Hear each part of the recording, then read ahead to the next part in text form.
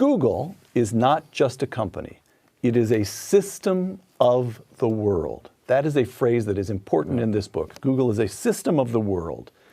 What do you mean by that?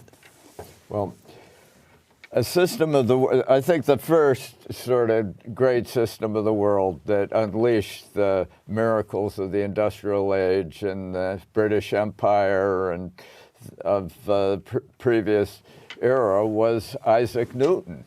And he both developed calculus and the key laws of Newtonian physics, and then proceeded to establish, as master of the mint in Britain, the gold standard. And this together, the calculus, the physics, the gold standard, were really the pillars of the industrial era and Britain's amazing global dominance from a small island. And that was a great system of the world. It was implicitly deterministic.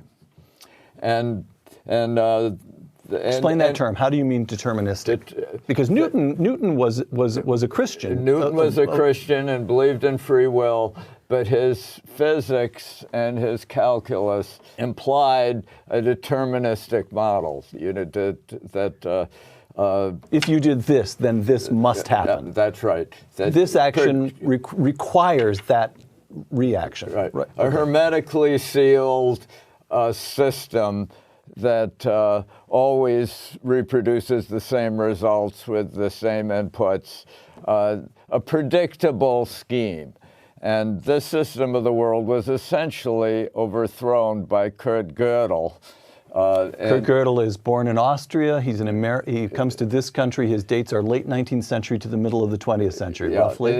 His great moment at age 23 or 4 was in 1930 when he addressed the great meeting at Königsberg in Austria that was going to establish mathematics as a complete system that could explain everything implicitly. If you had all the data and you had the mathematical algorithms, you could predict the entire future from the past.